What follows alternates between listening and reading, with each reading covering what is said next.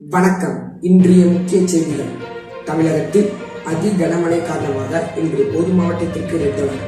திருநெல்வேலியில் அதி கனமழை காரணமாக இன்று மாவட்டத்திற்கு ரெட் அலர்ட்.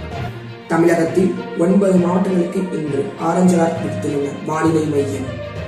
கன்னியாகுமரி, தென்காசி, தூத்துக்குடி, தஞ்சாவூர், திருவாரூர், மயிலாடுதுறை, நாகை, கடலூர், புதுக்கோட்டை உள்ளிட்ட 9 மாவட்டங்களுக்கு இன்று மிக கனமழை காரணமாக ஆரஞ்சு அலர்ட் விடுத்துள்ளனர்.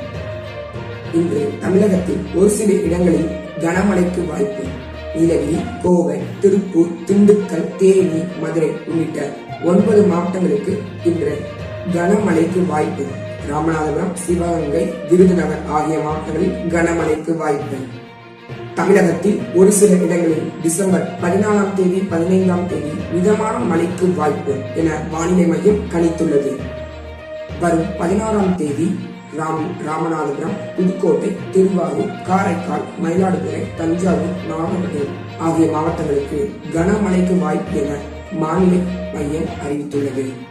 அடுத்த 17ஆம் தேதி கடலூர், மயிலாடுதுறைக்கு ஆரஞ்சு அலர்ட் என வானிலை மையம் அறிவித்துள்ளது.